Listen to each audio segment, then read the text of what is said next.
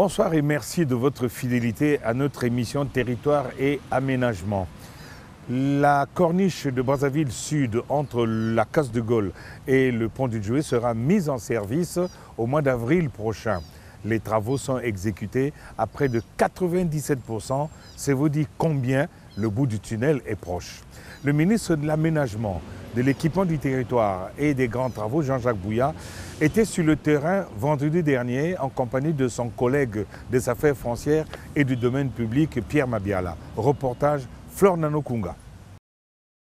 Le ministre de l'Aménagement, de l'Équipement du Territoire des Grands Travaux, Jean-Jacques Bouya, et son collègue des Affaires foncières et du domaine public chargé des relations avec le Parlement, Pierre Mabiala, ont effectué une visite de travail le 12 janvier 2018 dans les chantiers de la corniche sud de Brazzaville, des aménagements urbains des quartiers de Makele-Kele et de Bakongo, du Centre national de géomatique et des services du cadastre, ainsi que du siège du Parlement au centre-ville de Brazzaville. Réalisé par la société Razelbeck avec l'appui financier de l'Agence française de développement, les travaux d'aménagement et de construction du deuxième module de la route de la Corniche allant de la Casse de Gaulle au pont du Djoué sont très avancés. L'exécution globale du chantier est estimée à près de 97% et l'ouvrage sera ouvert à la circulation en avril 2018, à en croire le chef de la mission de contrôle. Sur l'ensemble des sites de travaux et à leur enfouissement sur un site à Makana 2, à une quinzaine de kilomètres au sud de Brazzaville, dans des centres d'enfouissement technique, donc des alvéoles prévus à cet effet. Et on a enfoui à ce jour environ 100 000 m3 donc issus des différents sites de travaux. Donc ce volet est achevé. Le deuxième lot, donc, qui est le lot le plus important, est représenté par la 2x2 voies, donc, qui longe la corniche de la Casse de Gaulle, où nous sommes actuellement, jusqu'au pont du Djoué, tel que prévu initialement.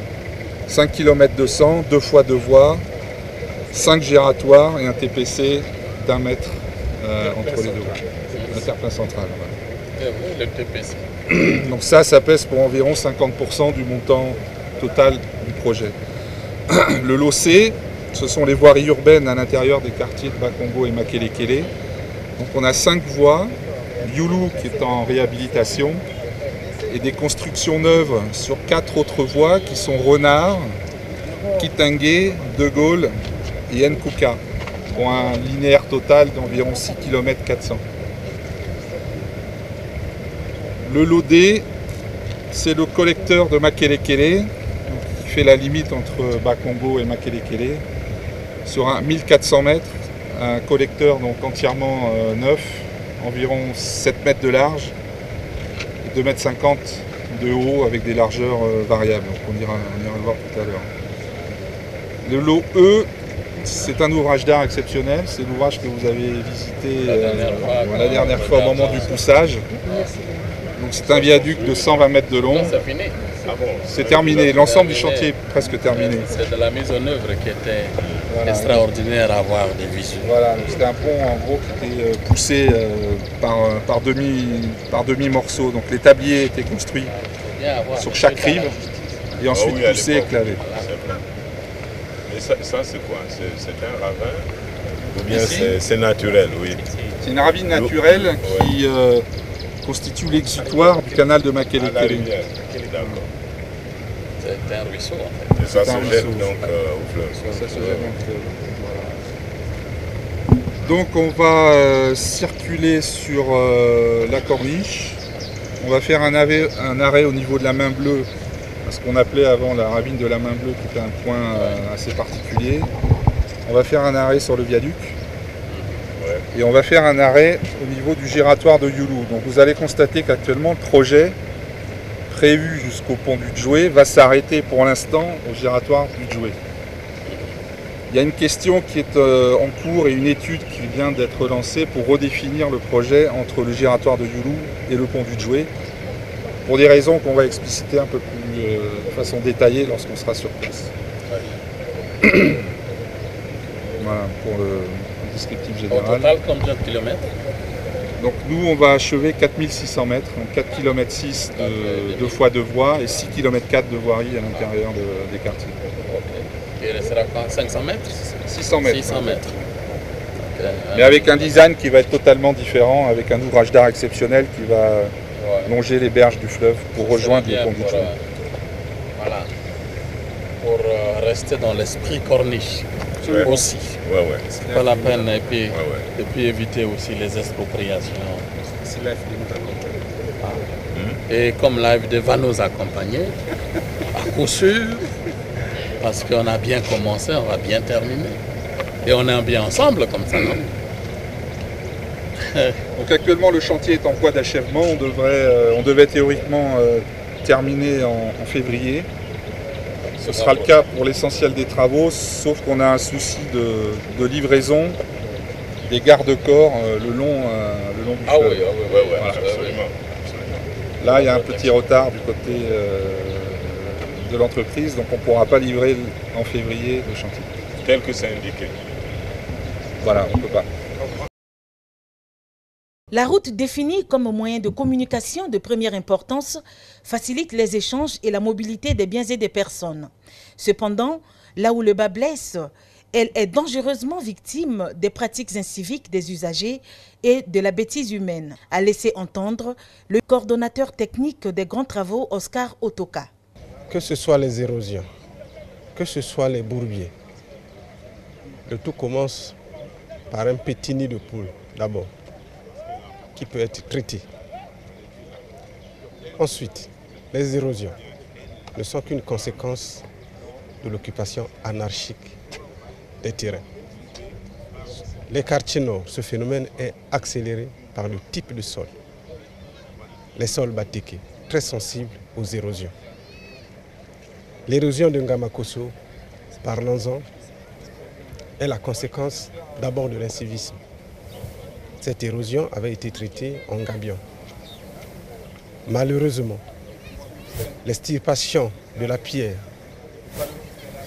alliée à l'occupation des collines de Ngamakosso ont fait que cette pointe puisse être de nouveau active.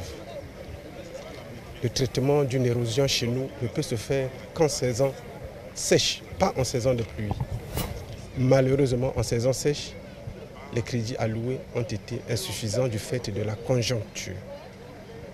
Et les choses n'ont pas pu être traitées correctement. L'entreprise avait arrêté les travaux faute de financement.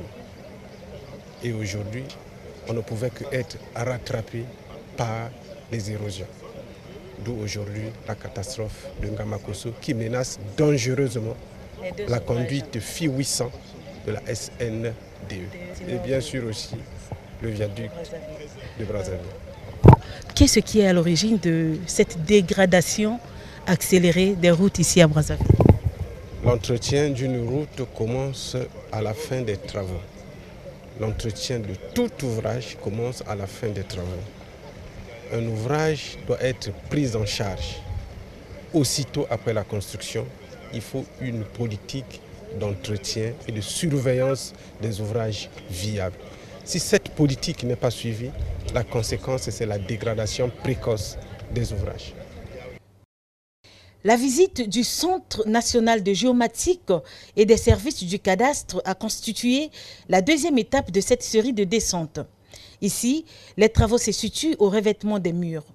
L'immeuble est un bâtiment de type R+5 avec un rez de jardin servant de parking VIP et d'un espace aménagé en terrasse de banquet. Avec une surface totale de construction de 4 955 mètres carrés, le bâtiment est construit en béton armé avec poteaux dalles et fondé sur 62 pieux. Exécuté par l'entreprise OE International sous le contrôle de l'ingénieur conseil Créa Consult, l'ouvrage dont les travaux ont démarré le 5 février 2015 sera réceptionné en fin 2018.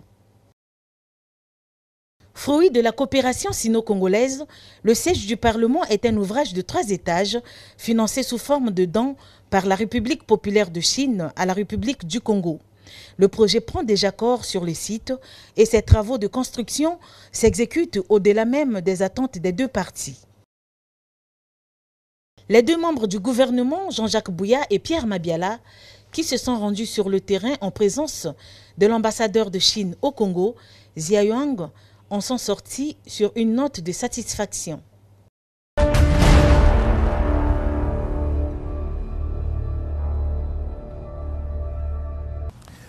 Avant de quitter la corniche, le ministre Jean-Jacques Bouya a donné son avis ainsi que quelques précisions sur l'avancement du projet. C'est Fleur Nanokunga qui l'a interrogé. Nous pouvons dire que nous sommes à la fin du chantier. Souvenez-vous que ce chantier a été lancé le 4 mars 2015 avec 35 mois de délai contractuel. Et donc probablement, tel que le calendrier était prévu, ce chantier devrait être rendu au mois de mars.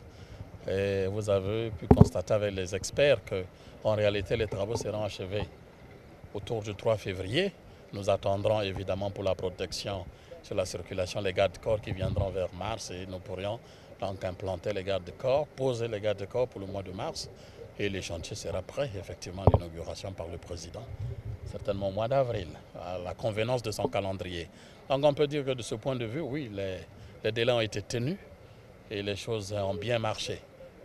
Ce chantier, c'est à peu près 5 km 200 en ce qui concerne la corniche et à peu près 6 km 400 pour le voirie intérieur, avec 1 km 400 pour le collecteur que vous avez visité tout à l'heure.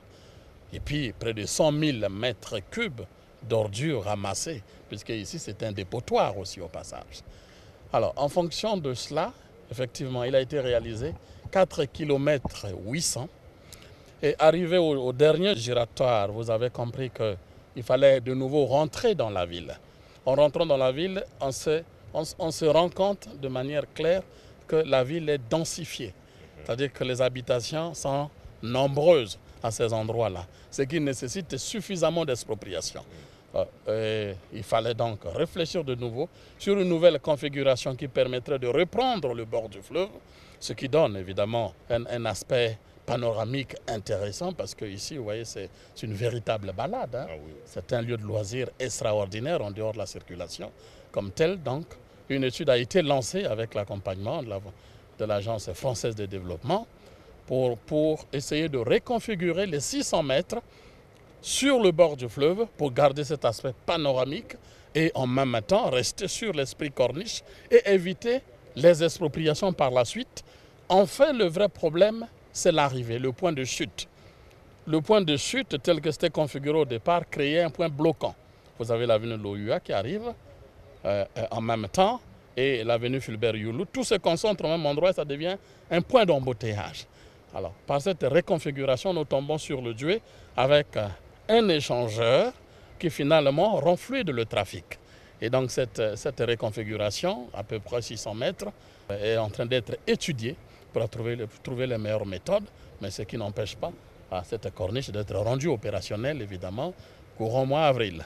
Donc nous pensons que c'est une très bonne chose, le projet ayant évolué, et nous avons pour autant évité aussi d'autres éventualités, d'autres problèmes liés aux expropriations. Et surtout, nous avons créé les conditions de pouvoir rendre fluide le trafic.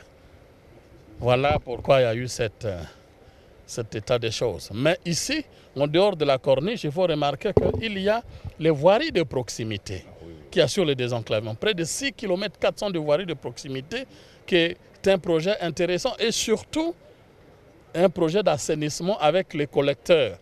Makele-Kele, 1 km 400 de collecteurs avec des voiries, évidemment des voiries parallèles.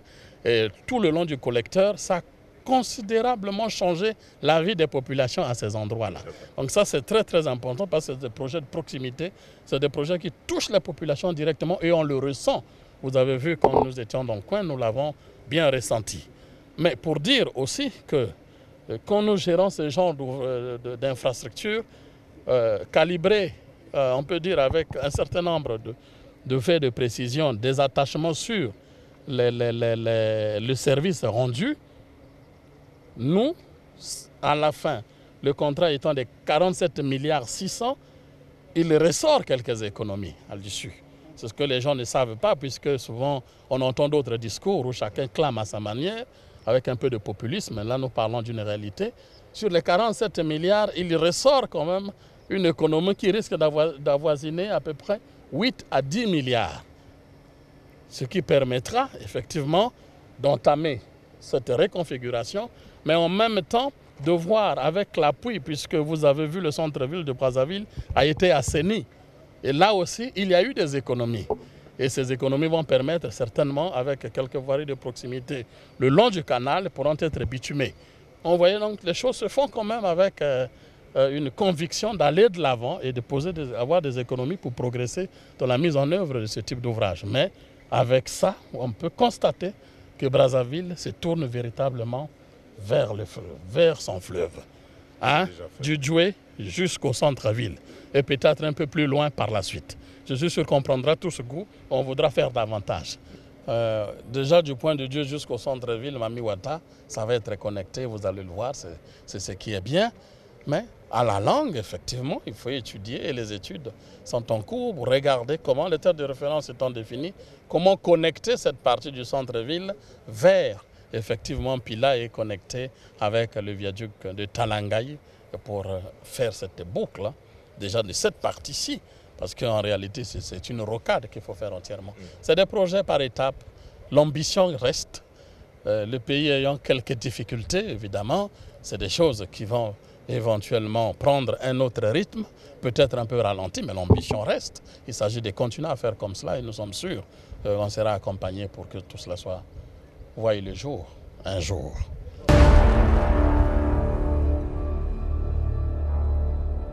La corniche de Brazzaville Sud, vous le savez, est financée par l'AFD, l'Agence française de développement. Là-dessus, écoutons la représentante adjointe de l'AFD au Congo, Madame Sophie Deruder. Le projet de la corniche est en effet un projet ambitieux de développement urbain des quartiers sud de Brazzaville, donc quartier de Bakongo et Makelekele. Donc dans ce projet, il y a en effet d'une part cette route de 5 km qui va de la case de Gaulle jusqu'au pont du Djoué et qui va permettre d'améliorer la circulation et de désengorger un petit peu la sortie sud de Brazzaville. Mais il y a aussi une deuxième composante très importante dans ce projet qui est directement au bénéfice des populations de Bakongo et Makelekele, qui vise à améliorer l'accessibilité des quartiers, la sécurité et les conditions d'hygiène et de santé des quartiers avec l'assainissement. En effet, dans ce projet, en plus de cette route, il y a eu 5 voiries qui ont été intégralement refaites à neuf dans les quartiers, donc notamment l'avenue Charles de Gaulle, l'avenue Kitenge, l'avenue Renard, qui ont été refaites à neuf, c'est-à-dire qu'elles ont été revêtues de bitume, il y a eu de l'éclairage public, un travail sur les caniveaux de drainage. Et en plus de ça, il y a eu la réhabilitation du canal de Makelekele sur plus d'1 kilomètre et ce canal qui permet donc de drainer les eaux de la ville. Et alors les travaux ne sont pas complètement terminés, mais déjà on a vu en saison des pluies qu'il y a beaucoup moins d'inondations dans les quartiers grâce à cet ouvrage qui est un ouvrage assez colossal. Voilà. Oui, Madame, nous savons tous que les travaux de cette route sont presque achevés et 2 entreprises ont pris part à la construction de cette route. Alors, il s'agit de Razel et de la CRBC. Alors, pourquoi l'intervention de ces 2 entreprises dans la réalisation de cette route ? Alors, en effet, la corniche démarre au Mamiwata et va se terminer au pont du Djoué. Et il y a eu 2 lots de travaux. Le premier lot, qui est déjà ouvert à la circulation, a été réalisé à l'époque par l'entreprise CRBC, mais c'était un financement donc, directement de l'État congolais, alors que cette partie de la corniche est sur financement français, donc mis en œuvre par l'Agence française de développement. Et il y a eu un deuxième appel d'offres qui a été ouvert en fait, à un certain nombre d'entreprises, et c'est Razel qui a gagné ce second lot. Voilà pourquoi il y a eu 2 entreprises différentes qui ont réalisé l'ensemble de la route de la corniche. Madame, nous constatons que l'AFD est en train de participer à la réalisation de beaucoup de projets ici en République du Congo. Pouvez-vous nous parler de votre action ici en terre congolaise ? Oui, tout à fait. Donc, en effet, le projet Corniche est un des projets assez emblématiques du portefeuille de projets que finance l'Agence française de développement, mais c'est loin d'être le seul. Depuis 2010, l'Agence française de développement a octroyé plus de 300 milliards de francs à la République du Congo et sur des projets, sur une vingtaine de projets, qui sont ciblés sur 3 grands thèmes prioritaires. D'abord le développement humain. Donc on a des projets qui travaillent sur la santé, sur la formation professionnelle, avec la création de centres de formation et d'apprentissage. Sur la protection sociale, on a un volet très important de protection sociale avec l'extension du projet Lisungi aux côtés de la Banque mondiale. On a un deuxième volet qui est le développement durable avec la protection des forêts et le développement de l'agriculture vivrière. Et enfin, la diversification de l'économie via l'amélioration des services de base. Donc c'est des projets d'infrastructure dans les services de base pour les populations. Donc sur l'eau, on va avoir un projet qui va démarrer cette année sur l'extension de 700 km de réseau dans les quartiers nord de Brazzaville, ainsi que donc, un gros programme d'appui à la SNE sur l'énergie et des projets d'assainissement importants, comme vous avez dû voir qu'il y a eu des travaux de drainage qui ont été faits en centre-ville, notamment au niveau de Mpila et du rond-point de la Coupole. Voilà. Et donc cette action est une action assez ambitieuse et on travaille avec l'État congolais depuis de nombreuses années maintenant. On est très satisfait de la façon dont avancent nos projets. Oui, parlons un peu de projets en gestation. Vous venez de les citer et nous aimerions savoir si ça peut démarrer sous peu. Alors, en instruction, nous avons aussi d'autres idées de projets. Nous travaillons sur des projets sur l'enseignement supérieur pour essayer d'améliorer la formation des enseignants du supérieur. Nous avons des projets de formation professionnelle qui sont aussi en cours d'instruction. Et puis, en termes de grands travaux, c'est surtout l'assainissement et l'eau, comme je vous disais, qui devrait on l'espère, démarrer courant 2018. Les populations de Brazzaville en général et celles de Bakongo-Makelekele en particulier sont hyper contentes de la réalisation de ce projet. On écoute quelques riverains de la Corniche au micro de Flore Nanokunga. Personne ne s'y attendait, hein. Surtout dans un quartier qu'on appelle vulgairement Brazzaville Sud. Personne ne s'y attendait. Moi personnellement ça m'intéresse et comme je l'avais dit au cours de la première interview, c'est bravo au président de la République, bravo à la société, bravo à tous ceux qui ont contribué à ces travaux. En tout cas, ça nous fait énormément plaisir parce qu'on était enclavés ici. Là. En tout cas, à l'époque, on était dans le pétrin, je peux dire. On était dans le pétrin, il y avait beaucoup de banditisme ici, il y avait du noir et tout ça là. Bon. Là, nous avons vu que le quartier a changé, donc ça nous fait énormément plaisir. Mais coup de chapeau au gouvernement et au monsieur le président de la République, vraiment, ceux qui sont en train de faire, on peut dire que non, mon coup de chapeau, il n'a qu'à continuer à faire comme ça. En tout cas, ça nous ferait énormément plaisir.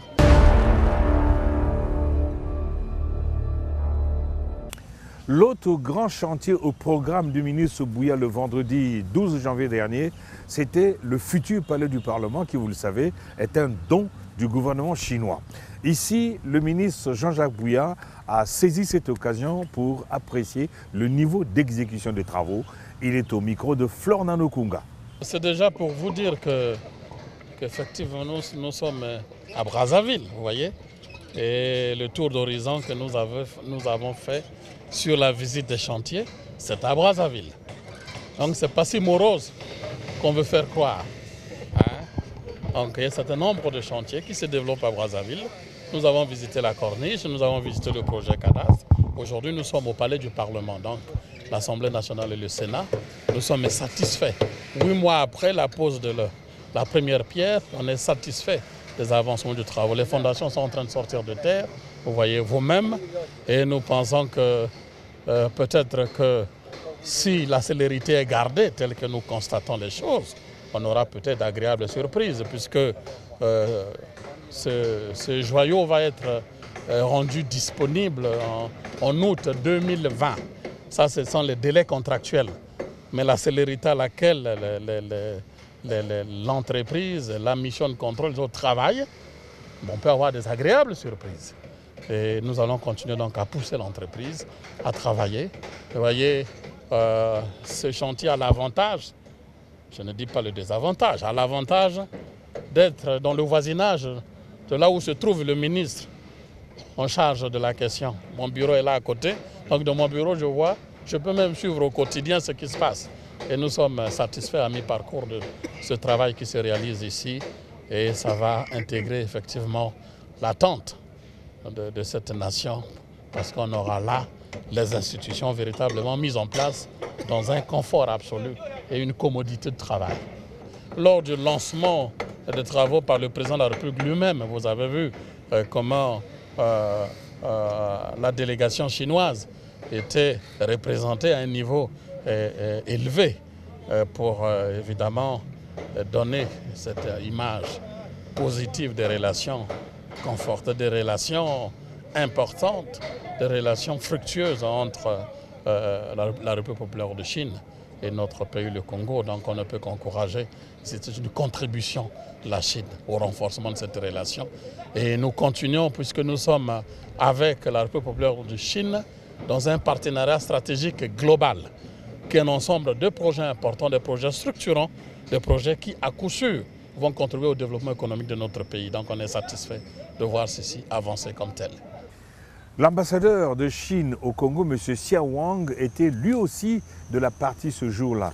Bon, lui, il a insisté sur la bonne ambiance qui existe entre les deux parties dans l'exécution de ce projet. La fin des travaux est fixée au mois d'août 2020. On écoute M. l'ambassadeur. Avec les deux ministres, nous avons fait le tour du site pour inspecter l'état d'avancement des travaux.